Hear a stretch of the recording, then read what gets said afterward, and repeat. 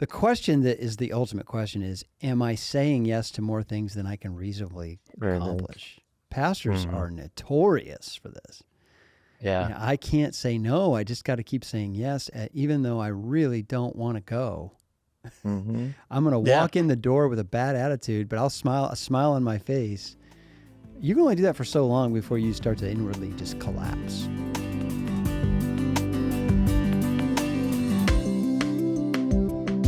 Well, everybody, welcome to the Glass House. I am flying solo today, which is kind of sad. Lindley's not with me, but I was excited because I wanted to get my friend Tim Weed on this episode, and we want to talk about how to stay healthy in ministry. And Tim, welcome to the show. Introduce yourself and what you do for NAM. Yeah, thanks so much, Ben. It's great to be here and sharing this time with you.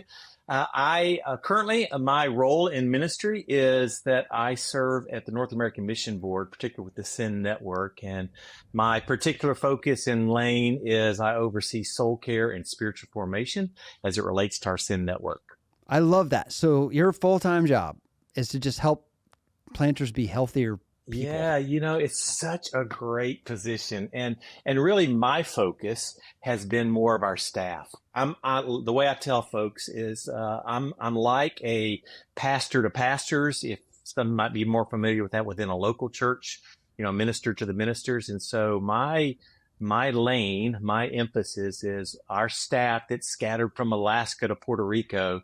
I basically have the responsibility of helping them just kind of stay in love with Jesus, stay connected to the Father, and get to shepherd them and care for them. Well, we did this study, Lifeway did a couple of years ago, on senior pastor health.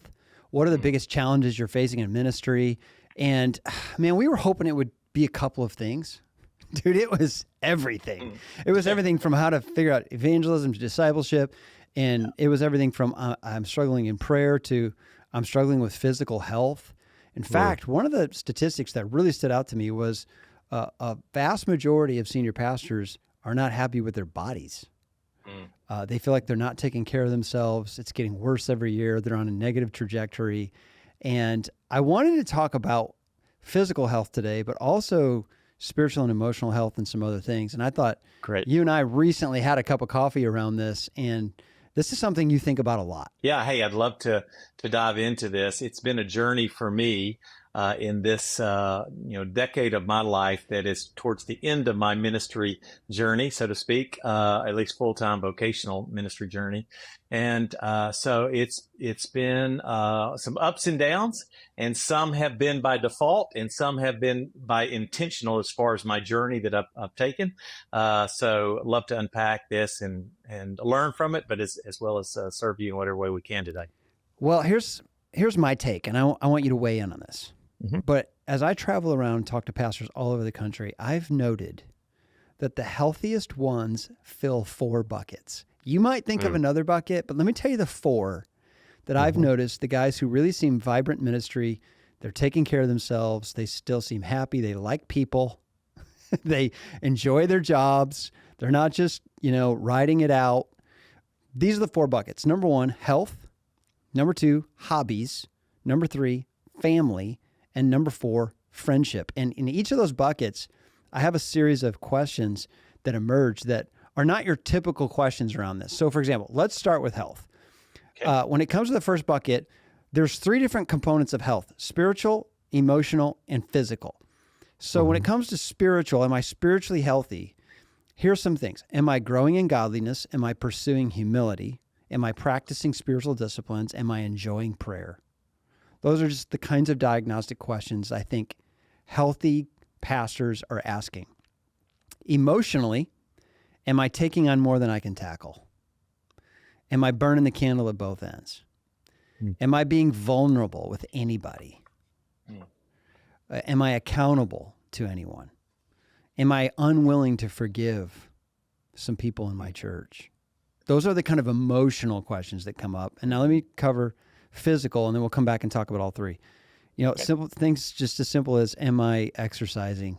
Am I moving my body? For some people, it's, am I weight training? Others, am I running? Am I getting fresh air? Am I eating balanced meals? One way I heard one guy say this, When my wife looks at me, does she see a guy that gave up? That's a really good question. Wow, yeah. When it comes to physically healthy questions. So spiritually, emotionally, and physically. Let's talk with spiritually first, Tim. What do you see as some of the main distractions for guys in ministry with just staying spiritually healthy? Yeah, I think, and this is common, this is not profound. I think your study and others would identify with this. That way too often, I feel like in my own journey, as well as in conversations of people who've been in ministry for a while, we have become so enamored with the ministry and the call to minister that replaces, maybe even overshadows our own kind of spiritual intimacy, our own spiritual walk. We've equated a sense of spiritual activity as spiritual intimacy or spiritual closeness. And that's not the way that that's not the way Jesus lived. And so recapturing that, and I will say this, thankfully, I'm seeing more and more young ministers and church planters, and even some of the older ones who are beginning to recapture that and keep that balance in check. Because that kind of makes sense Makes what I'm total saying sense. There. You know, one for me that I've begun to notice that I'm enjoying more and more is just sitting by myself in quiet. Mm-hmm. Yeah. Not trying to knock out a book from an next sermon prep, not trying to make myself a better Christian. I read this about A.W. Tozer recently. The preface to The Pursuit of God, there's a little biographical piece about him right there, and it says that he would often spend hours in wordless worship. Yeah. Just being quiet before the Lord. Yeah. That's hard to do in this day and age when your watch is buzzing, your phone is buzzing. We don't get enough quiet. You know, and sometimes our I don't know if you want to call it our natural wiring, our personality works against us. I have, for most of my life, would describe myself as activistic. If you look at some of those personality inventories, I'm at that kind of descriptor of achiever, activistic, always doing. And so for me, the sense of, even though I'm an introvert by that kind of personality characteristic, it's always about doing and going. And so to sit still sounds like it's counterproductive to what is best and helpful towards others.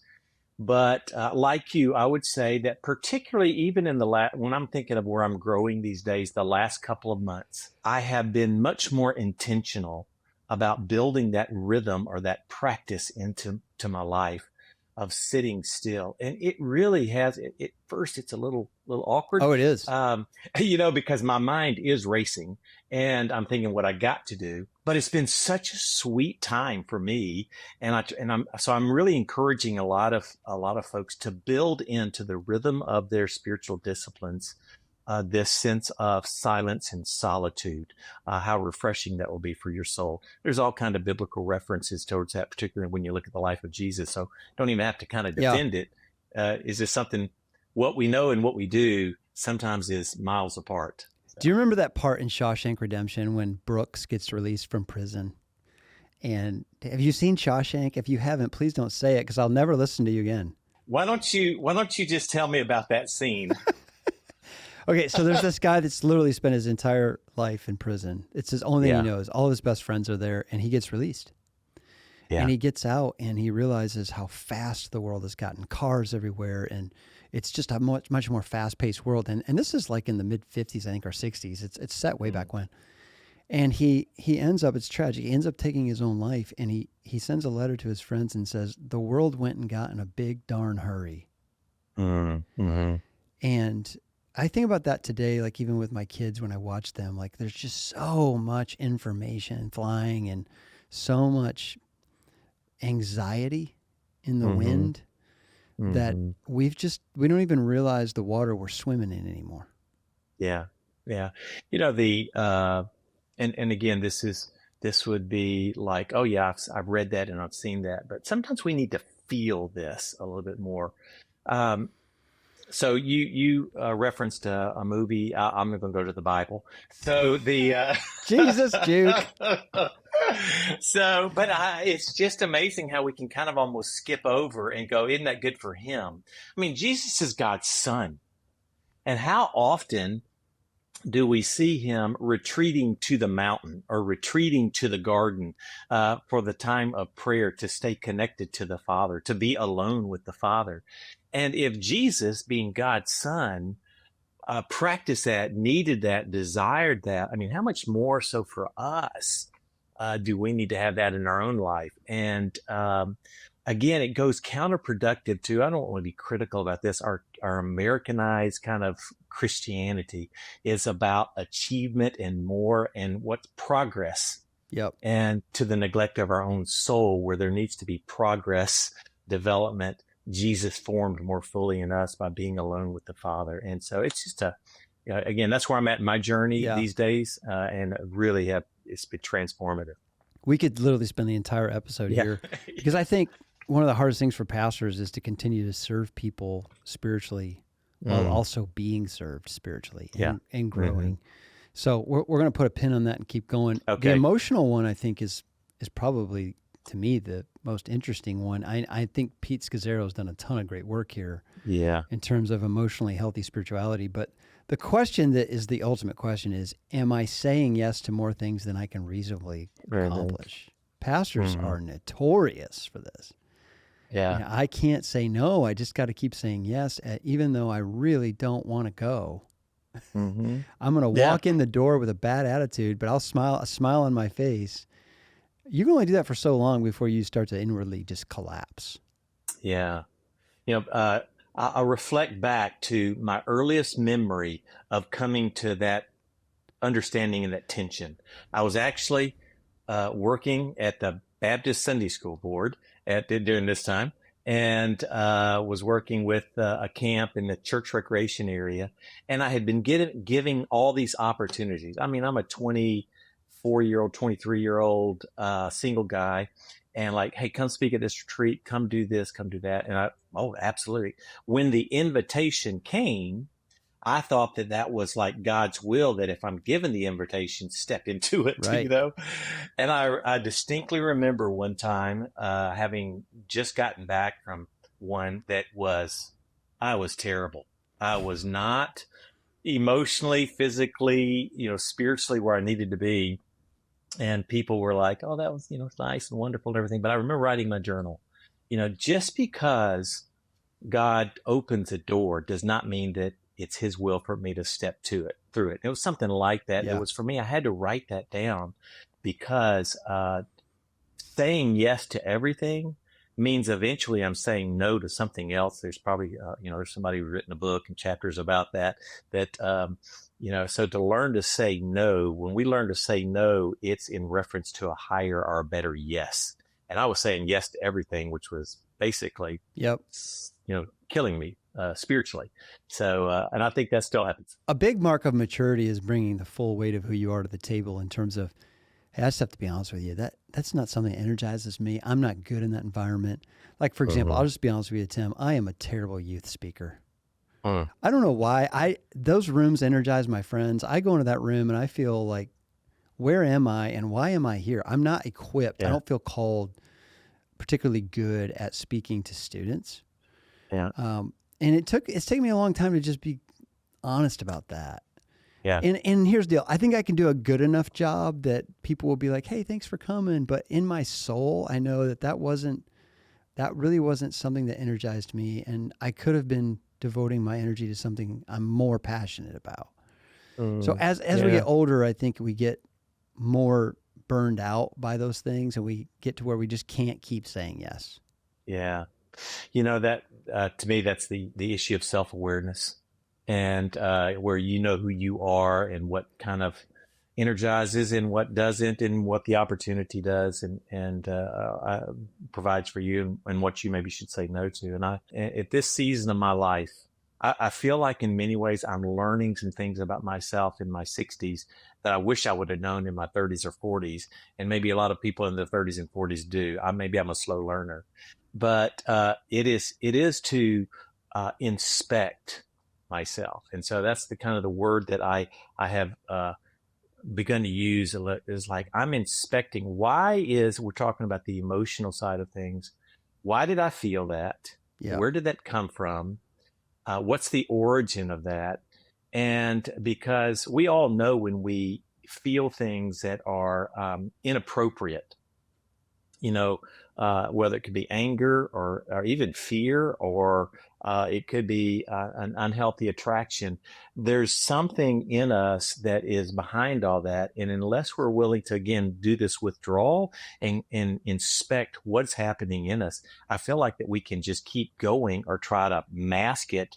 And that's not healthy for our soul. Yep. I think you're right. You got to get down to the root of what's the yearning, that sense of incompleteness that has to be handled and dealt with. So much of the progress I've made in this is just by seeing someone, a counselor, somebody that's trained and kind of guiding you through those internal conversations.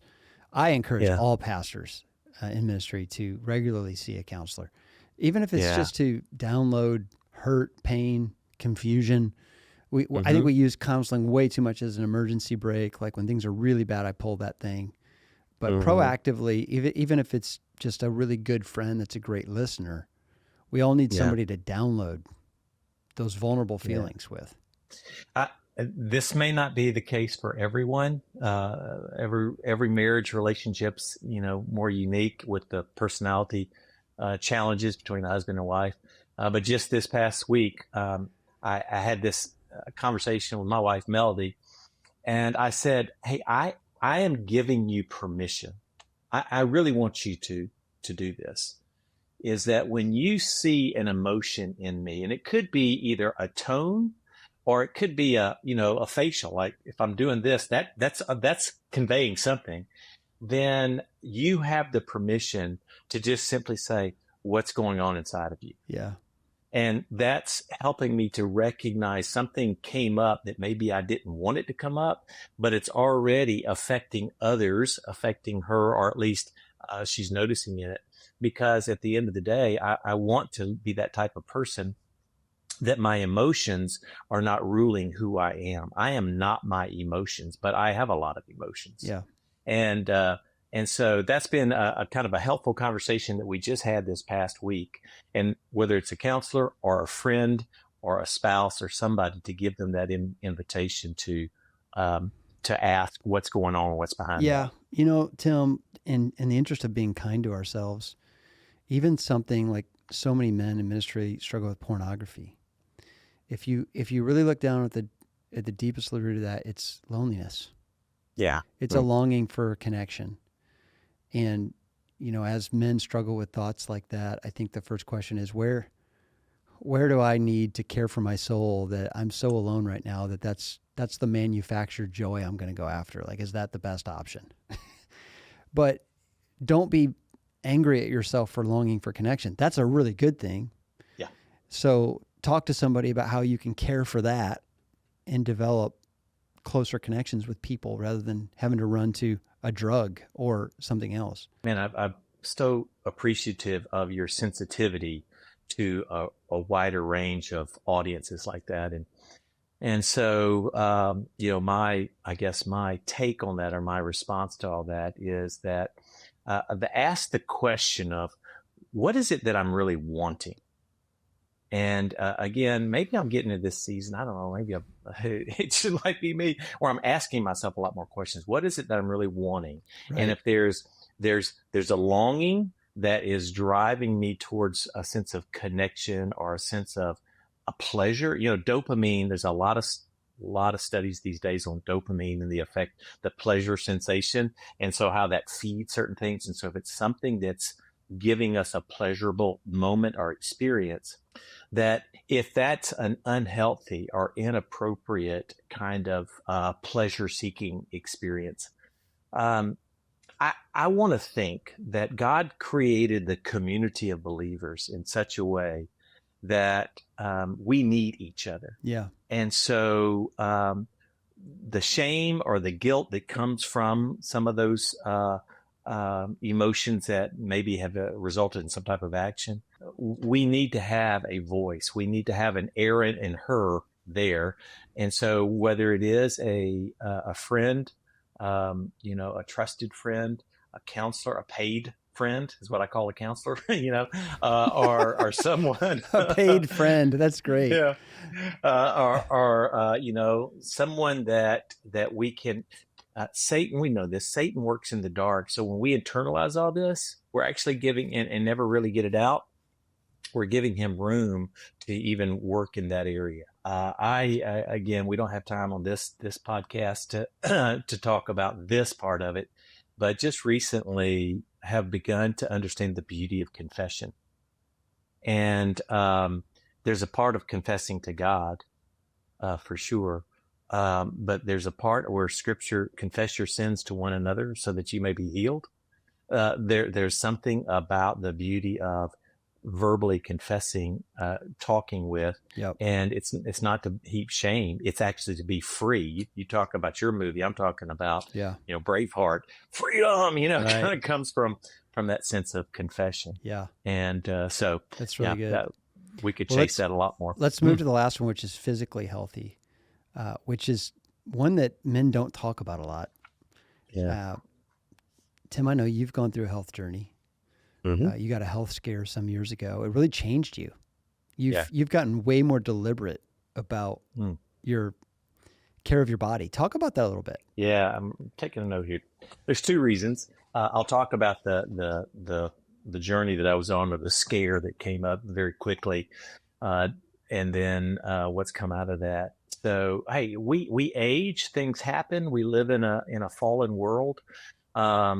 And so it wasn't out of abuse or lack or anything like that.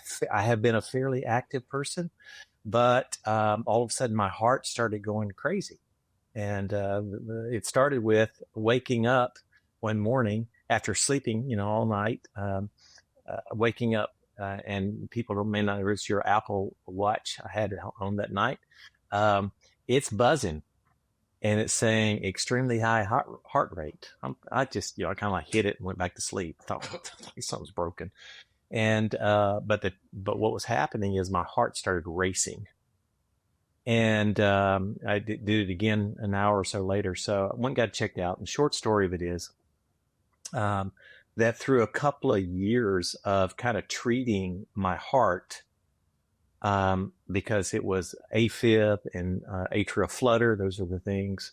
It wasn't fixed. And it was during the time of COVID, where all the hospitals were shut down, that things went crazy again. And we discovered that I had a tumor that was on my adrenal gland that was shooting adrenaline up into my heart. And that is what was the cause of it. But it's a very rare condition. Doctors don't even look for it. But like, for example, one of my blood pressure readings was 290 over 210. And so that's stroke level and all this. And so after we discovered what it was, had the procedure by a very skilled surgeon to be able to remove that. Then not everything settled back down, but that was the issue. And so I took it upon myself to say, I'm not obsessive about it. But hey, I've got a temple here and I want to pay attention to it. And, I want to get as much mileage out of my temple, my body as I can. And so I began to look at more things, and we'll talk through maybe a framework of 3 things that I am trying to incorporate on in just a minute. So that's one part of it. But honestly, the other thing, and I've said this for years, the other reason that I've started to pay a lot more attention to my body is something like this right here. This is this is my granddaughter, and so I've got one, and I've got another one due in January, and I want to be able to be that type of grandfather that can play with my grandkids. And so what I've said, the statement I've used, and I probably copied it from somebody, I don't know who, but is like, my 70-year-old self is going to thank my 60-year-old self for some of the things I'm doing right now. Yeah. It's going to pay dividends when I'm in my 70s and 80s. Pastors, it's hard. You get up there in the pulpit every Sunday. People can tell. if you're taking care of yourself or not. It is a part of your public witness. And I think church people are gracious. I don't think they expect their pastor to be on a CrossFit magazine. Right. I do think they expect him to be responsible. Yeah. And to take the same level of care for himself that he would encourage them to take of themselves. And there's been a bit of a running joke for years that pastors, eat too much and don't pay attention to their own self-care. And that really does matter. It matters not only in your own personal health, but it matters on how people perceive you and the credibility you have. I am thankful that we have moved out of, I think we have, and I try to be positive about this, that we moved out of the model type of image that everybody's so obsessed with, especially females in our culture. I've got 3 girls, and this is things we've had to navigate with them. The model, Mr. Fitness, to a little bit more of a balanced up. It's not about the look and the image. It's about the health. Yeah. And health, you don't have to have, the cut chest and abs and all of that to be healthy. And so I am thankful that I'm seeing more to try to help ease that pressure or that burden or that guilt. Well, I could never be like. No, you're not supposed to be like. Yeah. But you're responsible for what you have. So let's talk about the 3 areas. And for me, there's 3. Yeah. Give us those. What are those 3 for you? Yeah. So when you look at they're rest, eat, and move. Okay. Really deep, really profound. I know it's going to be hard to remember that. Okay. Rest well, eat well, move well. All right. And when you look at, and I have them in that order, when you look at Genesis 1, when God started creating everything, and the Bible says, I think it's verse 5, that it was evening and day of day 1. And in the Hebrew mind, the day starts with the evening. And so one of the most neglected emphases, I feel like, at least as I was growing up and in ministry, was the emphasis on sleep. In fact, we were rewarded, celebrated, acknowledged when I was up till 1 o'clock last night doing, whatever it is, type of thing. And that's not God's design. We work from rest. We live from rest too. And that's the whole part of spiritual formation in our life. What I do for the King and serving him should come from a place of resting in him. But from the physical side of things, the day really needs to start with saying, what kind of rest sleep patterns do I have? So that's the rest piece. There's a lot of studies out there. We talk about the maximum number. Most people know, I need 7 to 8 hours of sleep. Some don't, but it's very few. I think it's like less than 3% are physically wired to where they can function well with less than 7 hours of sleep at night. There's one study, I can't cite it, so I don't know if this will make it or not, where it came from, but it said 4 days in a row of less than 7 hours of sleep has the same effect on you mentally and physically as being drunk. Your body is not as sharp. You're not as thinking as clearly. Your body's function-wise is not operating optimally. And so we need our rest. Rest. Eat. Again, I'm not talking about extremes. I'm just talking about pay attention to what we eat. Sugar, by some studies, is the second most addictive substance that we have. And we don't call it a drug because it's free, but it's addictive. It's just below. Dopamine's really addictive too, but opium's up there, opioid type of drugs. And so, just a principle that I've started trying to think more about. Am I legalistic about? I'm just sharing my story, Ben, because I'm trying to give hope to us all. Yeah. I'm not legalistic about this. Tim, in fact, I would say this. I've talked to you about this before. I think you've avoided the extremes. Yeah. And when you talk about this, you normally are like, just take some steps. Like, just cut back a little. You don't do anything extreme that you can't sustain. Yeah.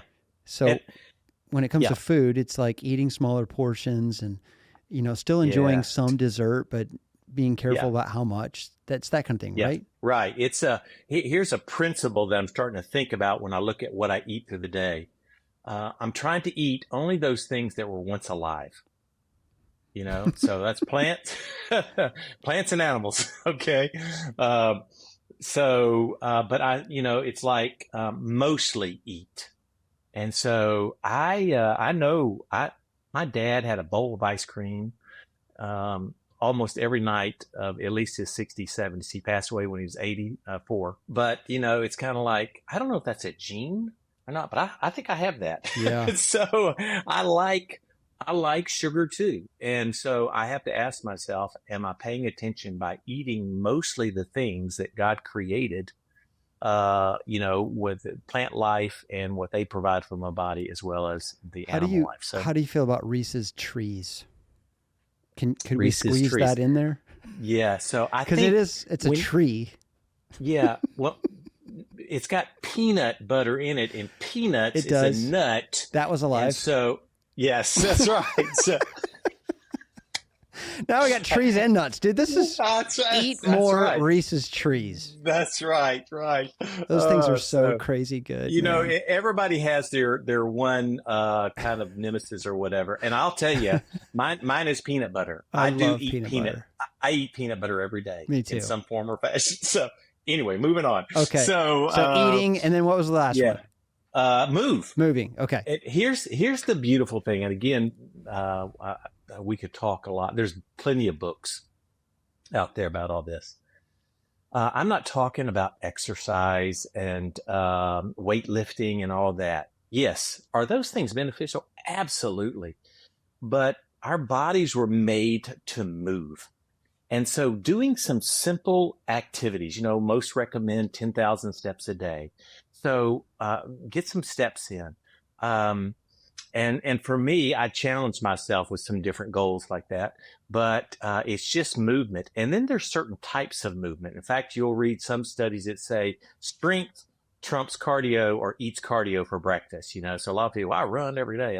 That's great. I do run every day. That's great. But over the last year or two, I've begun to see my age and the diminished effect that strength training of some sort has on my body. And so I would encourage folks to build in activity or movement. Again, you didn't hear me say exercise and all the stuff like that, but just simple things that is causing, there's kind of 6 basic movements.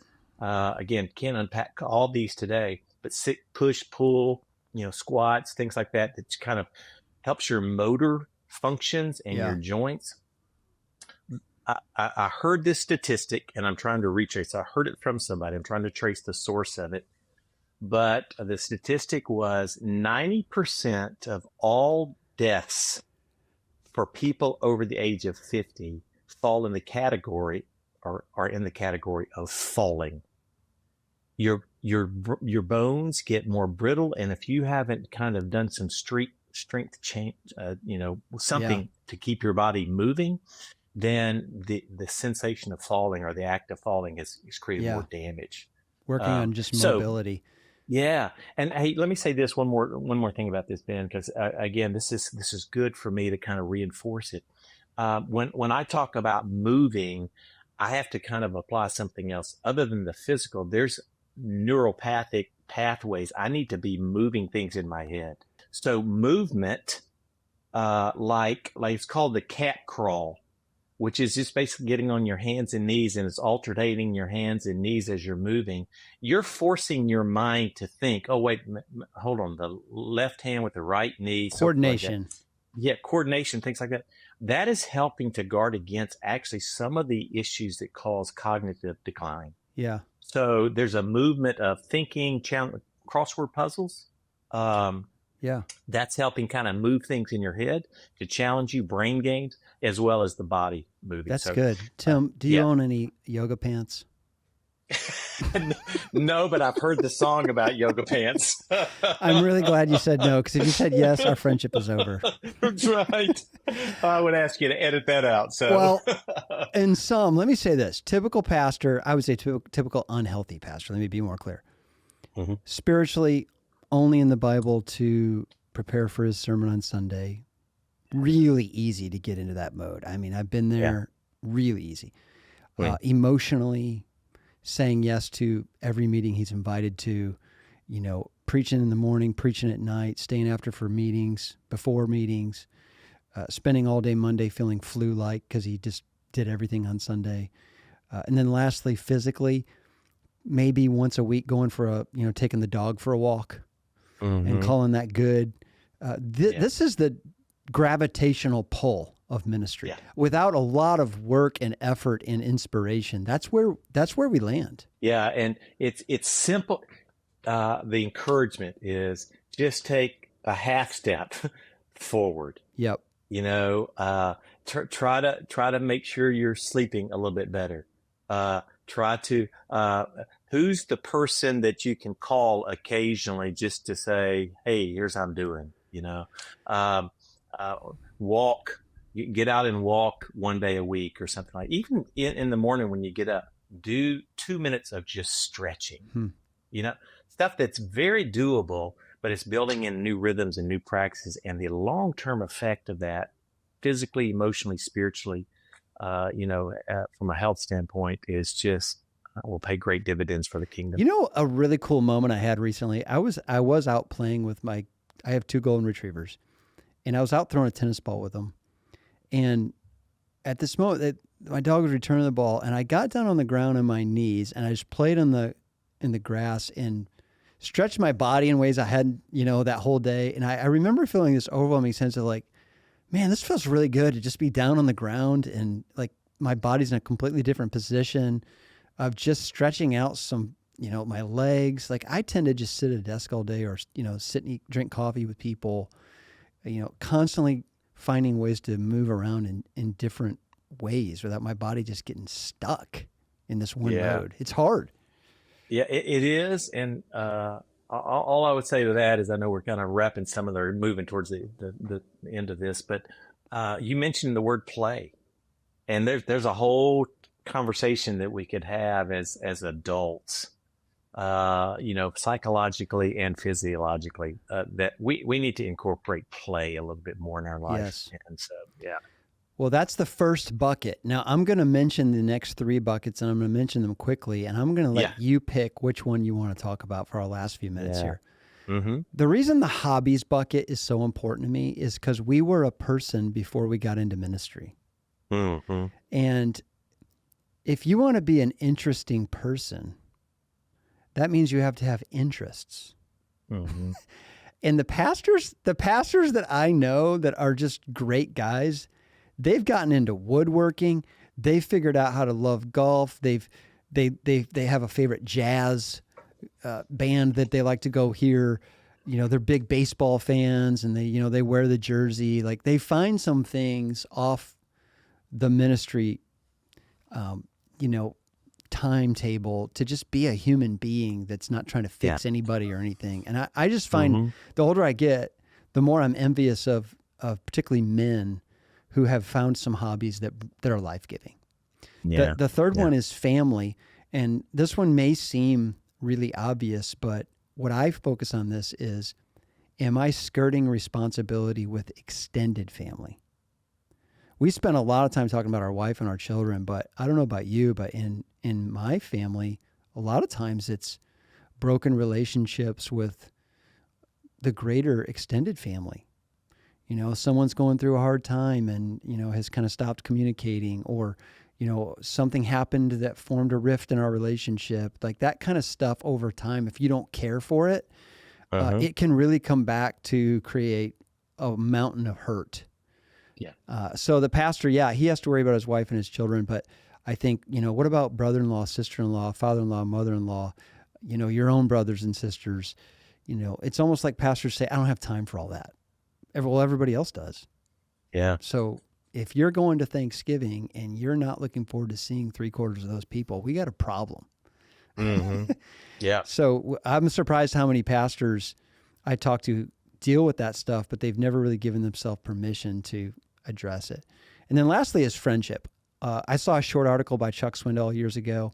He was asked wisdom for life. several things stood out to me, but the one that really stuck out to me was this. He said, cultivate a few lifelong friendships. All of us need a few people who knew us when we were in high school or college or before we went and got these important jobs, whatever these jobs are. I found that guys who are really healthy, they have an annual trip and they get together with their buddies and they figure out ways to be little kids again. It's rare to find a pastor that still does that because he won't take a Sunday off. Those are the ones I like to talk about: health, hobby, family, and friendship. So of those last three, Tim, which one would you want to comment on? Man, you've got given great comment on all these. I might hit two of them and just make a statement about them. Yeah, go ahead. When it comes to hobbies, I think you've already said several things about that. But to me, the hobby is something that is for me. Yep. And so, and that may change. Like some guys switch, I'm going to try this year and this next year. They need that variety. That's great. But just find whatever it is, and begin to incorporate that into your life. Here's the thing: the benefit that others experience as a result of us incorporating these buckets into our life, it makes a world of difference. And so, hobbies is huge. The friendship one, the other one that I would say, give some comment on is friendship. Man, I moved around a lot. Yeah. And so, I feel like I have a lot of friends. But I envy those folks like you just said. I envy in a good way. I agree. Yeah. I admire it. I have some folks, I have some friends who have those types of friends. And they do that annual kind of get together and they go back to, high school days, some of them. So what my encouragement is, and Melody and I, as we've moved around a lot, in our adult life, we have a lot of friends, in different places, but we're at that season. We love our kids and a lot of people invest in their kids and that becomes their relationship world. But we're being much more intentional about trying to connect up and be with some friends. And it's a change for us, but we found it so healthy and so life-giving to be able to start to, to hang out with friends who we can just hang out with. So. And it's really never too late. My wife, Lindley, she had 3 college roommates. They were the closest of friends. For 10 years, they had little kids. They texted and stayed in touch, but a few years ago they started meeting up every year, and she comes back from that time so refreshed, and her cup is overflowing.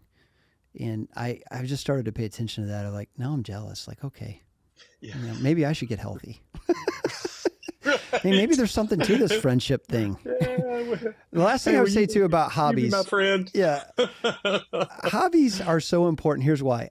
When I sit down with a group of pastors, it just almost by default just goes to like, how's your church going? What theological book are you reading? But every once in a while I'll sit down with a pastor and he's like, man, I've started taking guitar lessons. I love playing guitar. Right. He just all of a sudden stands out in a crowd. He's interesting to me. Yeah. And I think pastors forget that a big part of our ministry is continuing to be a human being who enjoys things. Yeah. Like everybody else. So our this year, for whatever reason, has been the year of the yard. So we have, I've learned a lot about yard work. There you go. And we've been focusing in on that, but it's been like so cool to walk out in my backyard and get down on some good grass. And, and so it was our hobby for a while. I don't know what it'll be through the winter or through next year, but it was so good for me to feel like, oh, this weekend I'm going to do this. Yeah. And it was enjoyable. So, and you're out in the fresh air and you're moving around and stretching your body out. It's great. I love working in the yard. Yeah. Yeah. Well, Tim, thanks for talking about this. I hope there are some pastors out there listening, and, whether it's your health, it's your hobbies, your extended family, or your friendships, none of us is where we are in all of these categories. These are projects that never get fully finished. But I hope today there's been like maybe one thing. I love what Tim said, a half step. In one area, you say, you know what, I'm going to take a half step there. That really convicted me. I'm going to move forward and get a little healthier. Yeah. Well, thanks for being on the show, Tim. Can't wait to hang out with you. Yeah, thanks so much for having me, man. Really appreciate our friendship and look forward to the next time, whenever that may be. Absolutely. The Glass House is executive produced by Angie Elkins, edited and engineered by Donnie Gordon with help from Nathan Howard. Show notes and production help from Nikki Ogden. Photography by Emily Bergeron and Bailey Watley. Recorded at the Lifeway Podcast Studio in Brentwood, Tennessee.